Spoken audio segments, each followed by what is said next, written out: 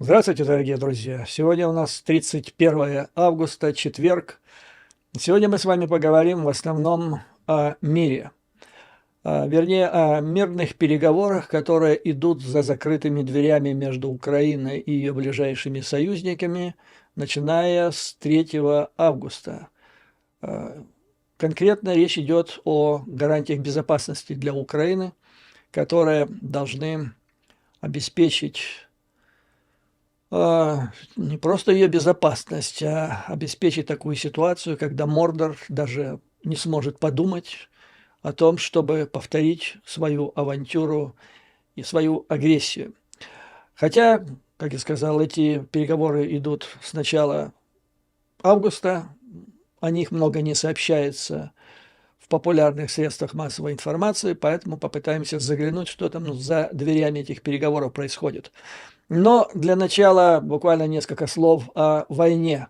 Так, в плане ответа на инсинуации и на и ПСО, и фейки вражеской пропаганды, которая, ну, вы, наверное, слышали неоднократно, кричала на всех углах и всех рупоров о том, что танки «Леопард» провалились на полях Украины, горят, и вообще их почти не осталось. Так вот, согласно сообщению Forbes, ситуация с «Леопардами» следующая.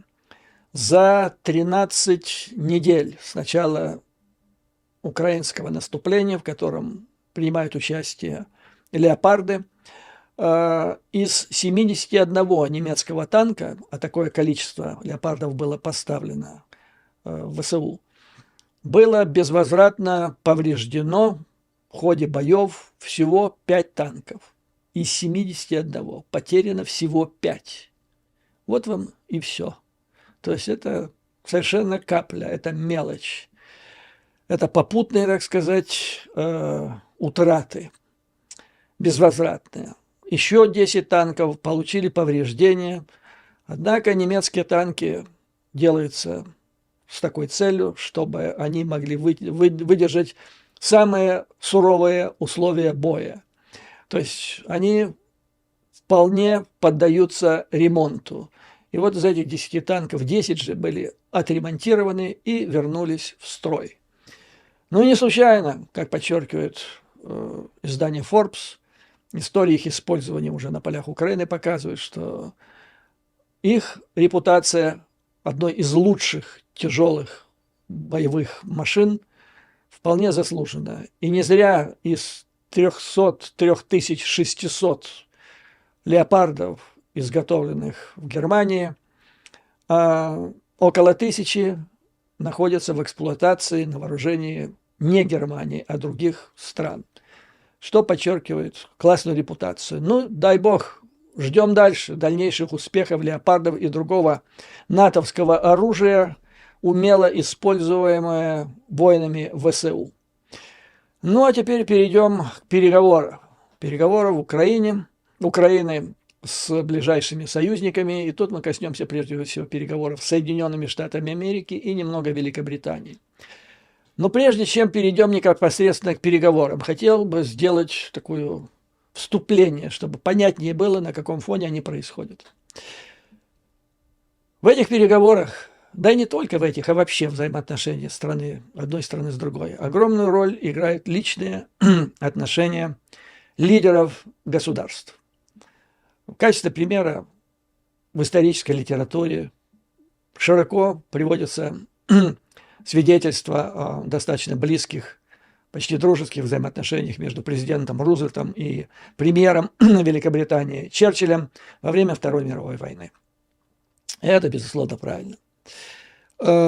Поэтому в Соединенных Штатах с большим интересом, а в Белом доме даже с некоторой тревогой ожидается выход книги, написанная журналистом издания The Atlantic Фойером, который в течение многих месяцев брал интервью у ближайшего, подчеркивается, у ближайшего окружения, среди ближайших помощников президента Байдена, и называется это «Последний политик».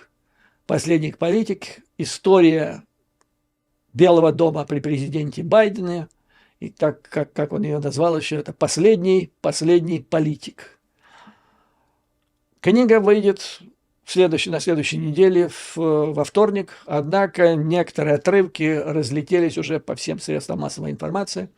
И в том числе большое внимание привлек пассаж о взаимоотношениях, которые сложились между Байденом и Зеленским. Причем подчеркивается, что именно вот этот кусок ожидался в Белом доме с некой тревогой в связи с важным этапом взаимоотношений между двумя государствами на данный момент. Согласно этому отрывку, который комментируется в большом количестве западных источников, первую встречу личную, которая состоялась между Байденом и Зеленским в сентябре 2021 года, Зеленский провалил или взорвал, если употреблять буквальный перевод.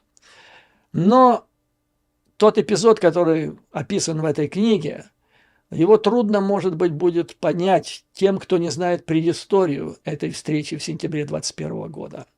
Она несколько дольше, достаточно на несколько месяцев, на много месяцев дольше, чем вот то, что произошло с сентября 2021 года.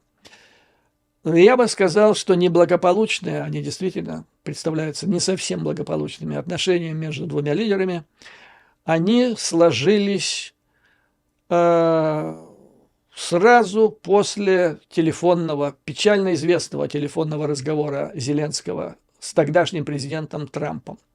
Напомню, Зеленского тогда только избрали президентом Украины, он созвонился с Трампом.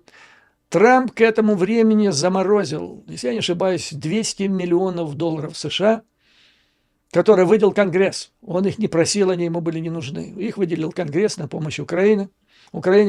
Трамп их заморозил. Ну и Зеленский, видимо, имел целью в ходе этого переговора их как-то разморозить. Поставил этот вопрос. На что Трамп сказал. И тут проявилась цель, зачем он их заморозил. Сказал, мы поможем, мы решим этот вопрос, но я бы хотел, чтобы вы сделали кое-что для меня. И тут он фактически заказал в Украине уголовное расследование против Байдена. Неопытный президент Зеленский, откуда у него было набраться опытом, когда он никогда занимался политикой, вместо того, чтобы сказать Трампу, господин президент, сейчас у меня, а это было еще до того, как был назначен генеральный прокурор в Украине. Так вот, вместо того, чтобы сказать, господин президент, сейчас мы назначим всех соответствующих руководителей силовых ведомств и следственных органов и будем решать вопрос в соответствии с законом. Вместо этого, неопытный Зеленский сказал, вот сейчас я назначу своего, у меня будет свой прокурор, и тогда мы все уладим, все хорошо. То есть фактически он ему пообещал. Пообещал исполнить заказ. Это при том, что в Соединенных Штатах Трамп так и не смог открыть уголовного расследования по Байдену, по его сыну, имеется в виду по Хантеру, Бурисма, известная украинским зрителям, потому что, несмотря на то, что у него был свой генеральный прокурор здесь, свой директор ФБР и другие там представители правоохранительных органов, никто из них не нашел никакого основания для такого расследования в США. Поручили Зеленскому, решили спихнуть на Украину. И Зеленский должен был еще выступить по CNN и публично об этом заявить. Исполнить заказ Трампа. За это Трамп обещал разморозить 200 миллионов. Ну вот этот разговор. Спасибо патриоту и вообще профессионалу, сотруднику ЦРУ, который работал в Белом доме, через которого прошел транскрипт этого разговора. Он зазвонил в колокола, это в конце концов стоило Трампу импичмента. Но дело было исполнено. Заказ был исполнен. Исполнил его Ермак. Потому что буквально на следующий день после вот этого разговора Ермак созвонился. Он достал телефон Руди Джулиани, ближайшего помощника Трампа. И я даже знаю этого человека, который дал по просьбе Ермака этот телефон ему. созвонился с Руди Джулиани и начал кипучую работу. В результате этой кипучей работы практически каждое ведомство Украины, которое имело право открыть расследование уголовное, его открыло. Таким образом, в Украине появилось 5 уголовных расследований по фактически Байдену. И слава богу, уже было готово выступление по CNN Зеленского. И я сидел, ждал его и думал, ну все, теперь все пропало. Потому что если бы оно состоялось, то сейчас бы я боюсь, что ВСУ пришлось бы стрелять луком и стрелами. Но, слава богу, в последнюю минуту кто-то как-то отговорил Зеленского от этого шага. Это не состоялось, но осадочек, видимо, остался. Я не знаю, доложили лично Байдену это, потому что, Байден человек в возрасте, вы знаете, и, видимо, его оберегают. Много ему не докладывают, это я знаю совершенно точно. Но ближайшее окружение, безусловно, знает про вот эти 5 расследований в Украине. Поэтому, когда уже президентом США стал Байден, Зеленский дал видеоинтервью изданию Axios. И там пожаловался на то, что у нас как-то так не очень хорошие отношения складываются с администрацией Байдена.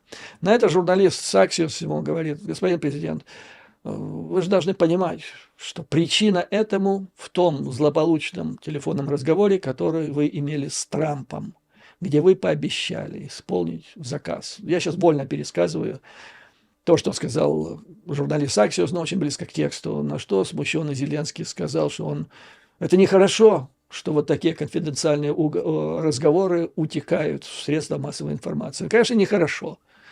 Нехорошо. Тут этого не скроешь, но лучше бы этого обещания он не делал. И вот, значит, после всего этого происходит, то есть Трамп так и не даровал личной встречи Зеленскому.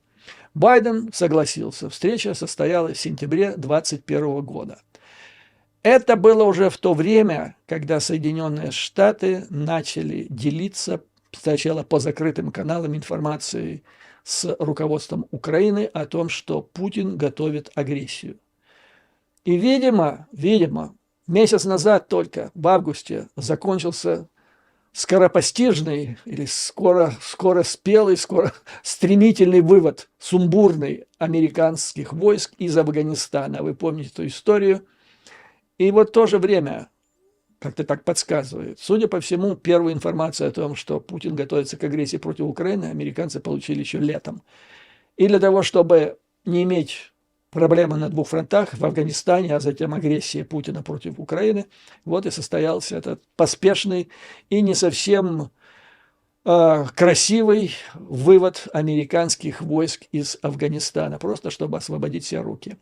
То есть мы знаем, что все призывы, начиная с сентября месяца и вплоть до февраля, 22 вплоть до 22 февраля, все призывы американцев по закрытым каналам, по открытым, о том, что к украинскому руководству, что надо готовиться к агрессии, оно как-то так не возымело ни малейшего, не то, что там не провело каким-то там действием, но даже внимания не привлекло. Вернее, привлекло, но раздражение, вызвало избанковое раздражение, типа прекратите пугать наших инвесторов. Так вот, значит, вот на этом фоне происходит встреча Зеленского с Байденом в Вашингтоне, которая описана в этой книге Фойера. По свидетельству тех людей, которые непосредственно участвовали в Белом доме, в организации, в сопровождении этой встречи, Зеленский, тут пишется, взорвал или провалил эту встречу. С чем пришли оба лидера к этому делу? Значит, первый – Байден. Байден в 2 раза старше Зеленского. Человек все время во внешней политике. Сначала в качестве члена влиятельного Сенатского комитета по иностранным делам, потом председателем этого комитета. Затем 8 лет в администрации Обамы, там, где он занимался Украиной, курировал Украину. Он так по большому счету считал, что о внешней политике, и в том числе о Украине, о ситуации в Украине он знает лучше, чем сам Зеленский. Зеленского он считал, как написано в статье, комедиантом, который выступает в жанре фарса.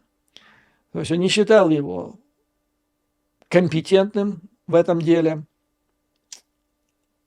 не считал его достаточным образом подготовленным к тем функциям, которые он должен исполнять. Назрели еще проблемы. Значит, вы помните, в то время была проблема Северного потока-2.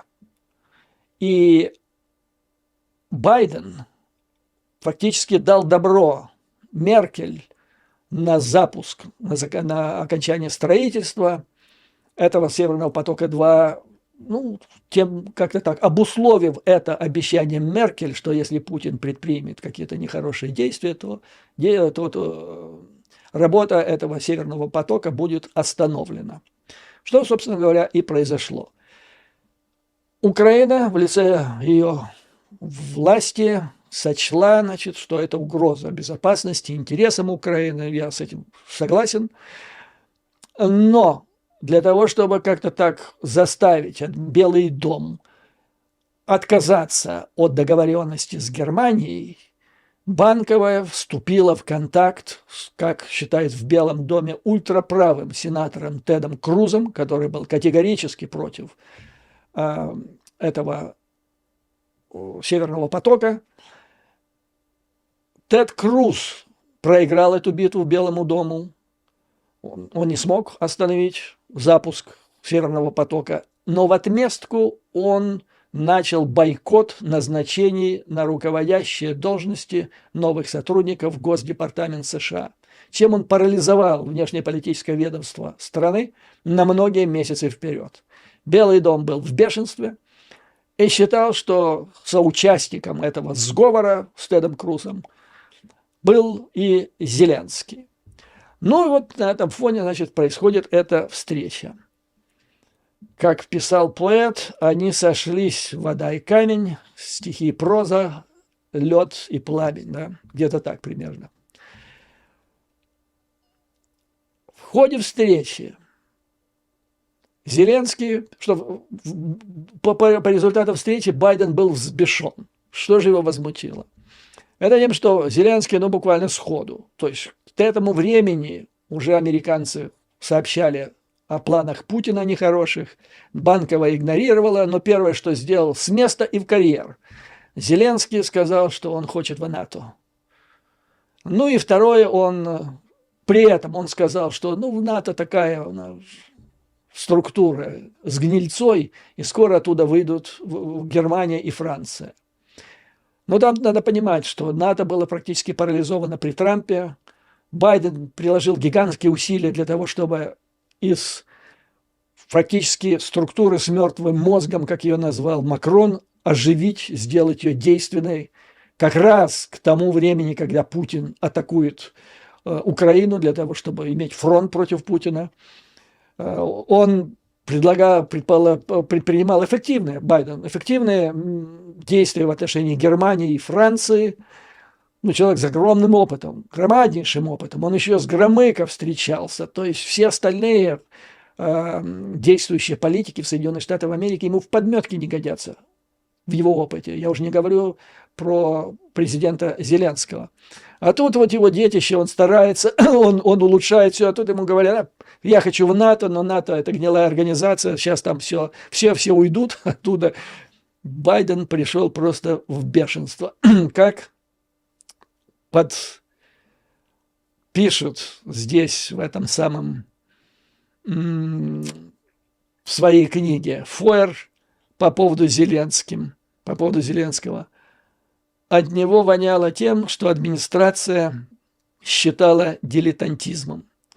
То есть вот этот дилетантизм, он взбесил Байдена. И это очень плохо. Почему? Потому что, дилетантизм, оставим там оценку НАТО, Зеленский и так далее, можно было бы простить.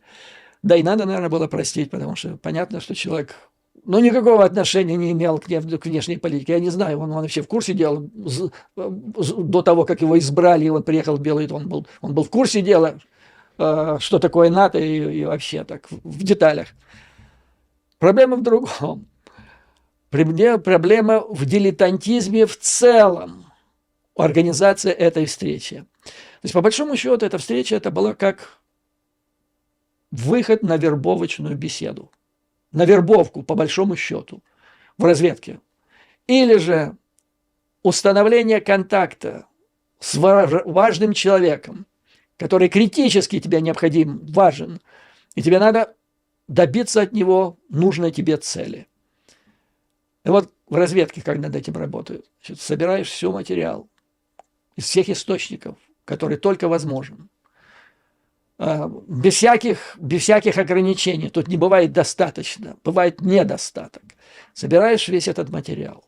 Если кто-то его знает, ты консультируешься с ними, ты анализируешь все это, затем садишься за стол, берешь карандаш и ручку, на компьютерах это дело не делалось, во избежание утечек, и пишешь 3 плана развития беседы. 3 плана. Наиболее для тебя удачный, наименее удачный, и потом посередине. И ты в деталях расписываешь, что ты говоришь в начале, что ты предполагаешь, что он тебе ответит по 3 вариантам, что ты ответишь на его ответы и так далее. Вот так делается эта встреча.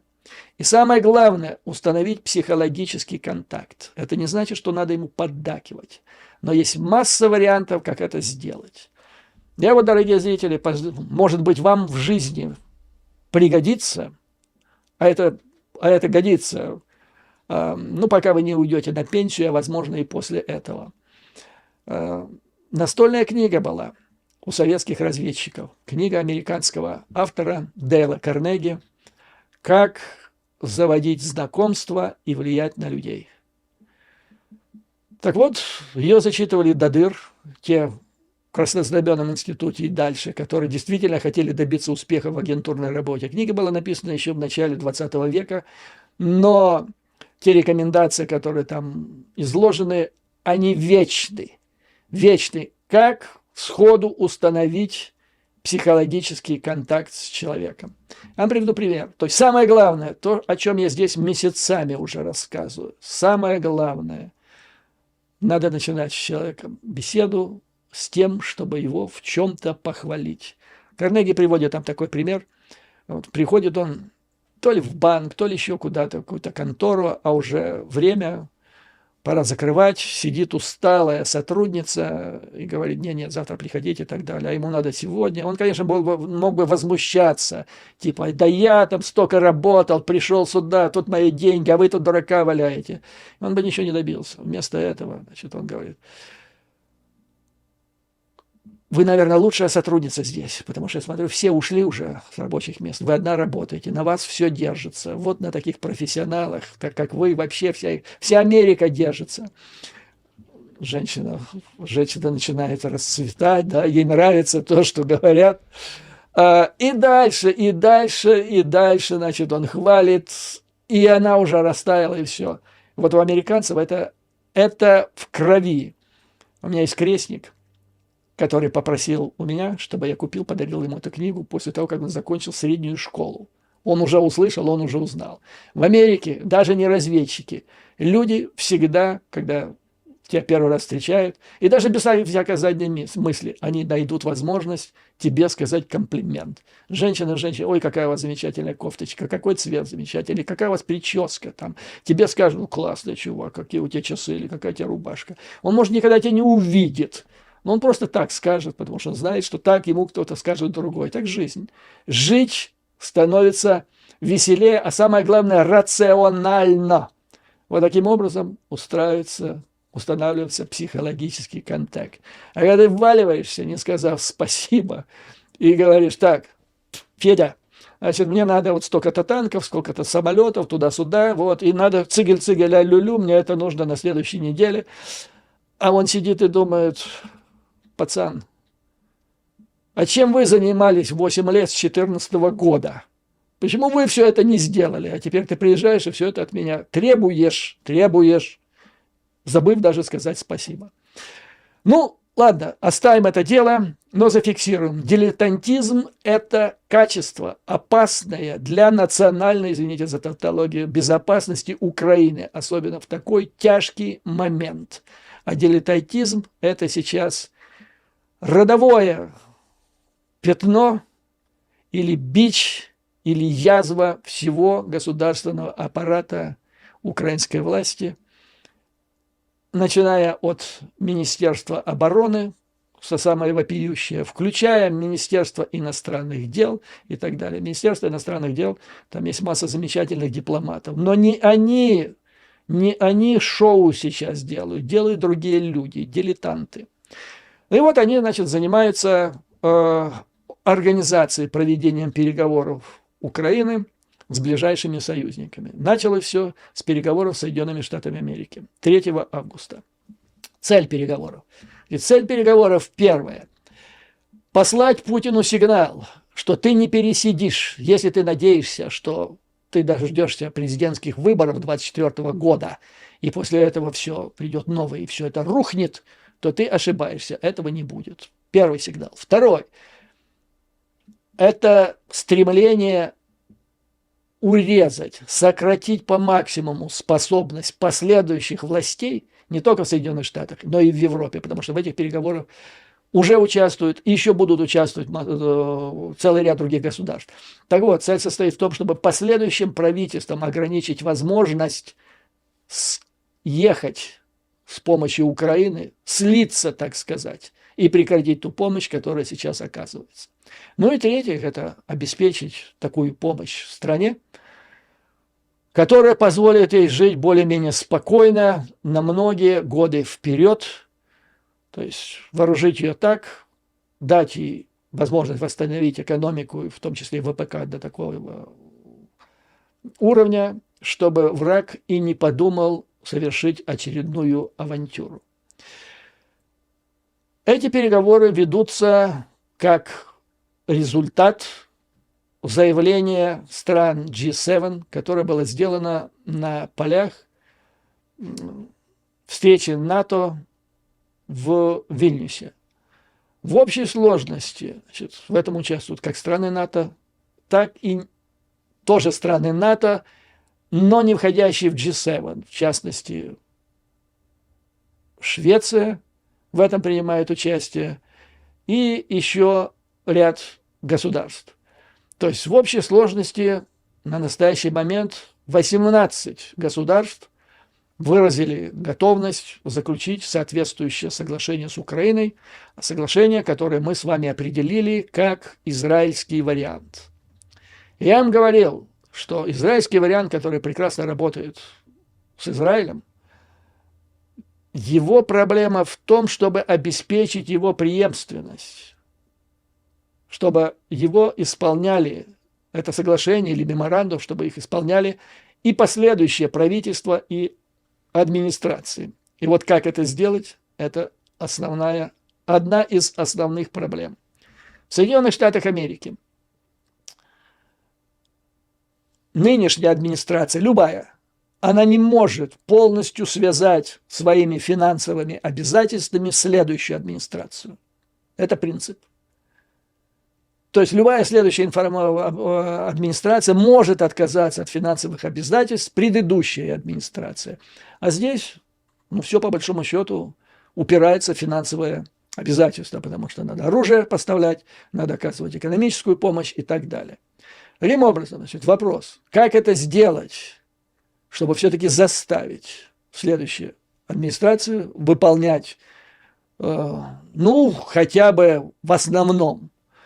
И тут пошли разговоры. Если изложить четко условия, на которых будет предоставляться дальнейшая помощь, и если условия будут совершенно определенные и жесткие, грубо говоря, как 5-я статья Устава НАТО, Хартии НАТО, да, то тогда следующая администрация, а есть опасения, что это будет республиканская, и не дай бог еще Трампа, она просто все это выбросит и все, потому что, все.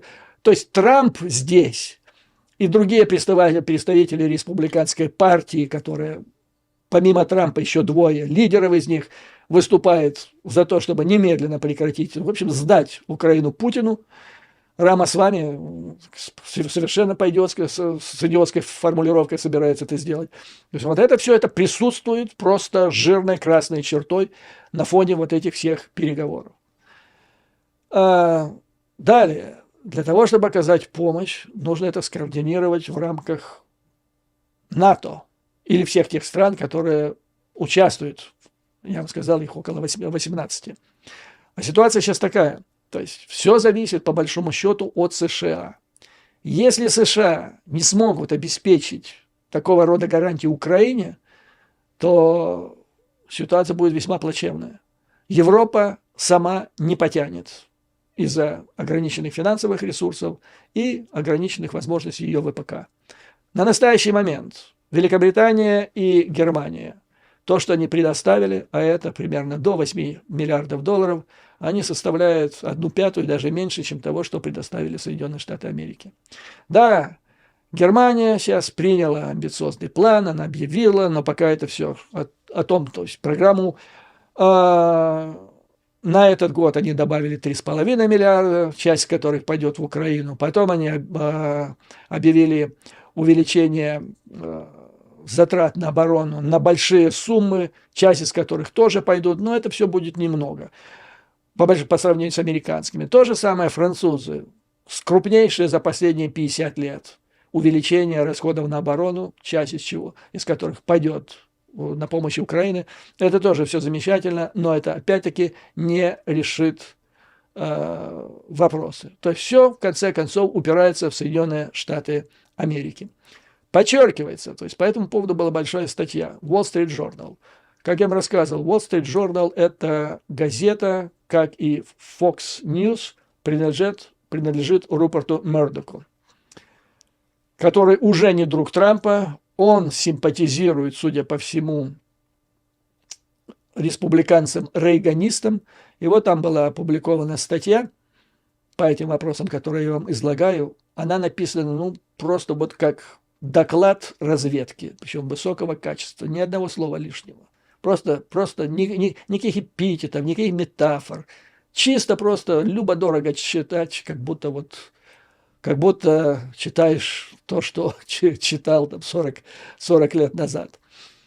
И симпатии для Украины пишется все это. И излагается, то есть самое главное, есть понимание необходимости, хотят этого добиться. Единственное, что, значит, о чем идет разговор, это как это сделать. Потому что, есть ограничения. Следующее, вот о которых я вам рассказываю. Что может сделать администрация сейчас, чтобы следующая администрация это не угробила? Помимо всего прочего, значит, помимо того, как писать, или же совершенно жестко, конкретно, что хорошо, но тогда высоки шансы, что следующая администрация это все пошлет нафиг, или писать аморфно и писать не в виде договора, который, если не понравится следующей администрации, его выкинут, а написать меморандум, и такой обтекаемый. А меморандум, не нужно его утверждение Конгрессом. То есть его легче достигнуть, его легче, то есть труднее будет у следующей администрации убрать, но опасность в том, как бы это ни превратилось в очередной Будапештский меморандум.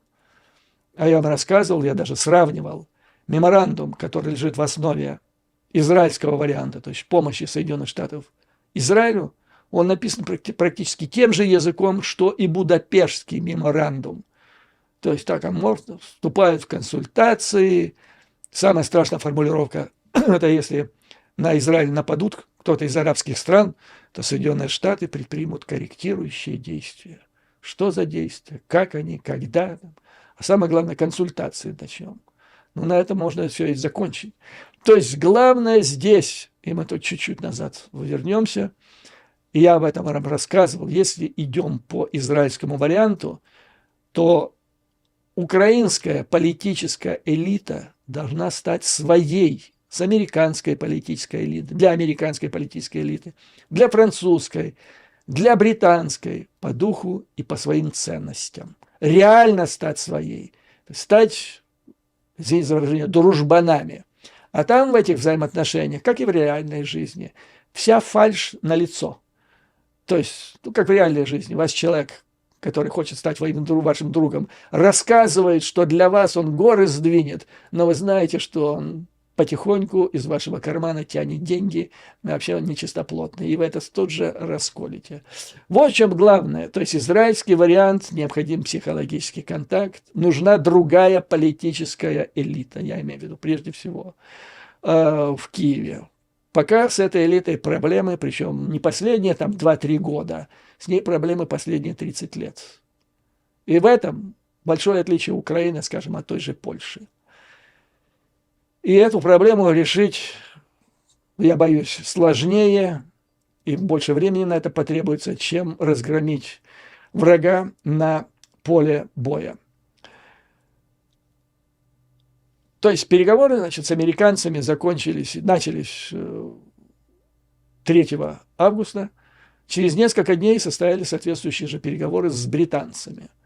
Через несколько дней или через пару недель начнутся с немцами и с французами. Французы предлагают, чтобы вот эти договоры, которые будут заключены с Украиной, минимум действовали в течение 4 лет. Минимум.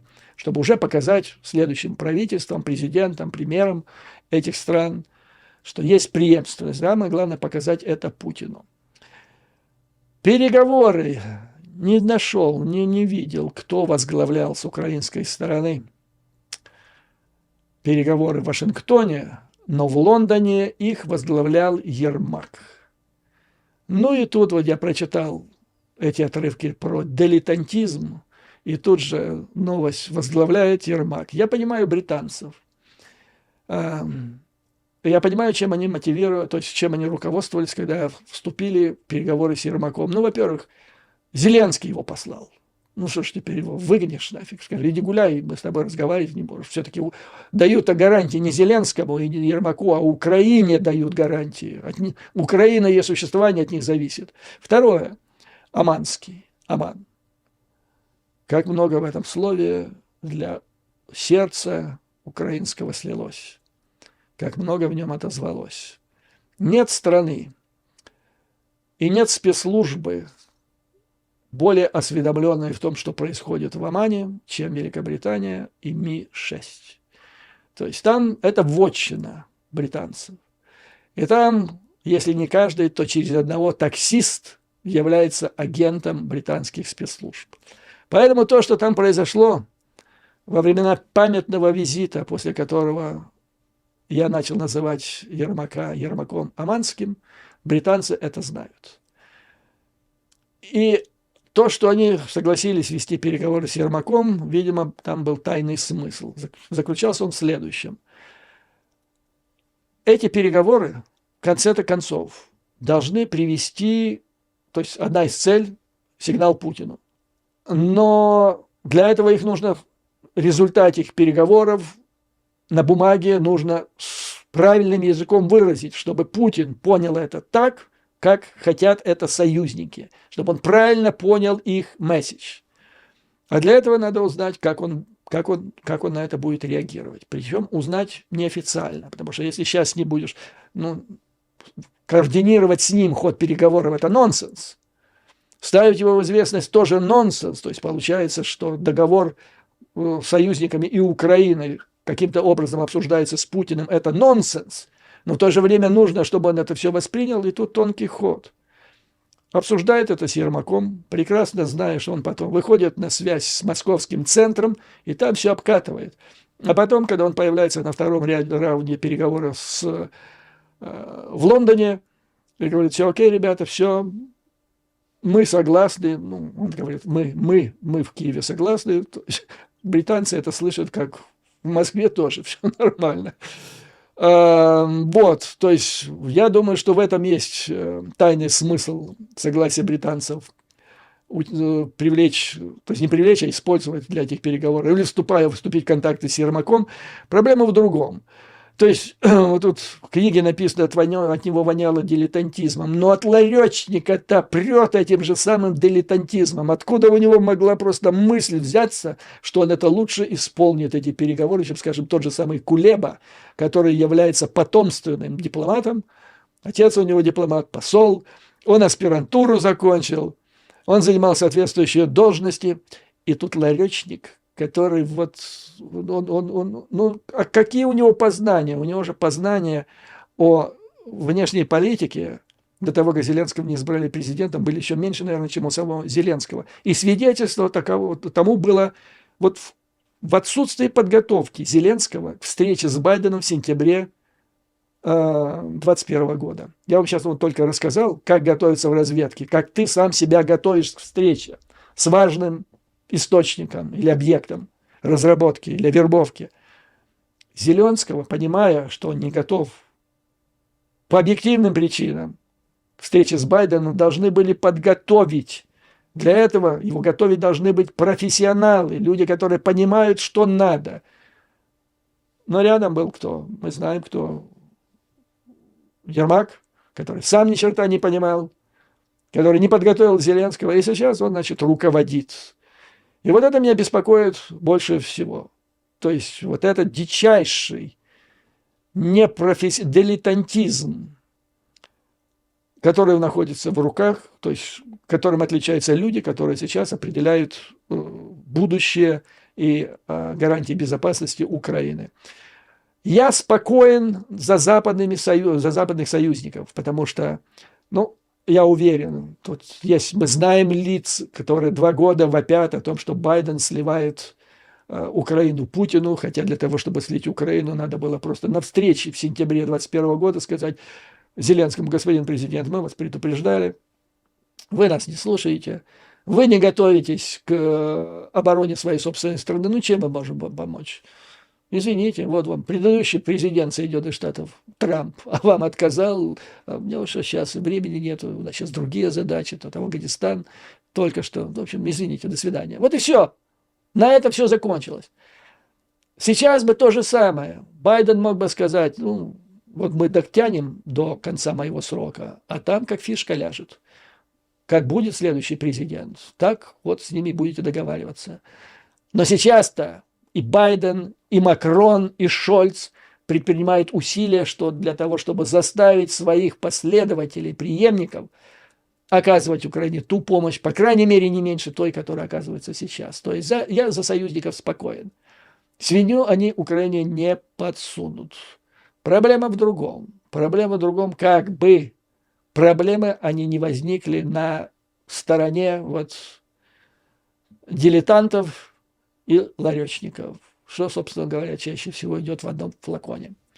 Но, тем не менее, господа, слава богу, что все решается. Предполагается, что в основном каркас этих гарантий будет создан, виден в течение ближайших месяцев с тем, чтобы соответствующие соглашения были подписаны к концу следующего года.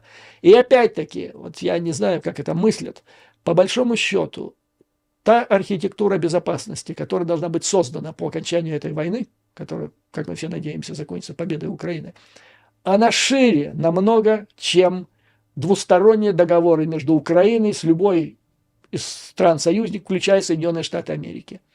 Это должна быть глобальная конструкция, потому что Мордор, он замахнулся на разрушение глобальной конструкции безопасности Европы, созданной после Второй мировой войны и закрепленной в Хельсинских актах 1975 года.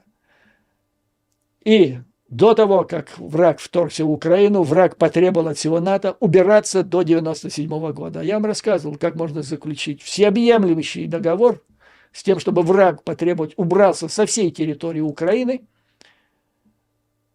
и чтобы НАТО не уходило до границ 1997 года, потому что это бесполезно. То есть это невозможно. Есть варианты. Поэтому, значит, вот эти двусторонние гарантии, их все-таки надо закреплять под общим зонтиком, который будет зафиксирован как договор, соглашение типа Хельсинских соглашений, от которого последующие президенты и премьер-министры не смогут так легко отмахнуться, отказаться, как, скажем, о меморандуме между Украиной и Великобританией, или Италией, или даже Соединенными Штатами Америки, который следующий премьер-министр, в принципе, может сказать: ну, не я же его подписал, сейчас другие условия, ну, вот и все. Ну, типа, то есть надо избежать повторения Будапештского соглашения. Есть варианты, господа. Есть варианты. Есть еще потенциальные у нас, у Украины, союзники мощные, которые готовятся к обороне. Польша. Вот в последнее время обращают внимание аналитики. Польша ударилась, называется shopping spree. Или, ну вот, когда человек ударяется в безумные, бесконечные покупки. Так в Польше вот ударилась в такие приобретения танков в гигантских количествах, самолетов, вертолетов у Соединенных Штатов Америки. Польша строит крупнейшие сухопутные и воздушные и ВВС в Европе, которых больше нет ни в одной стране. Имеется в виду результат, это все результат агрессии Путина против Украины. И помимо этого, значит, Польша увеличила практически в 2 раза расходы на оборону и будет продолжать финансировать все это. И это естественный союзник. Польше позарез нужен такой союзник, как Украина. И Украине нужна Польша, потому что это не союзник на словах. Это долгосрочная тенденция. Вот у Польши это долгосрочная тенденция, которая, или стратегия, которая не будет зависеть, во всяком случае, в течение нескольких поколений от тех правительств, которые будут сменять друг друга в Варшаве. И вот, видимо, с ними и с такими странами, как Польша, Финляндия, страны Балтии, и следует формировать костяк, на котором будет зиждется система безопасности Украины. И вот это пока бедное серое пятно или белое пятно, потому что вот те же представители тех стран, которые сейчас включились в переговоры с Украиной, они говорят, для этого нужна стратегия. Нам надо знать дорожную карту НАТО, а ее пока нет. Вот я о ней-то и говорю. И ее нужно продумывать тем, кто сейчас ведет от имени Украины переговоры. Я надеюсь, даже не те, кто ведет, потому что мы видим, кто их ведет, но мозговой центр-то там есть. Украина, она получила в наследство от Советского Союза дипломатическую школу, которая ведет свою историю с момента основания Организации Объединенных Наций. Получила то, чего не было ни в одной другой республике Советского Союза. И надо использовать этот потенциал. То есть, как сказал в свое время Ленин, кадры решают все. Вот то же самое сейчас для Украины. На этом, дорогие друзья, позвольте закончить сегодняшний выпуск. Как обычно, слава Украине и вооруженным силам. Враг будет разбит, победа будет за нами. Вам, дорогие друзья, как обычно, выдержки, мужества и твердой уверенности в нашу неизбежную победу. До новых скорых встреч.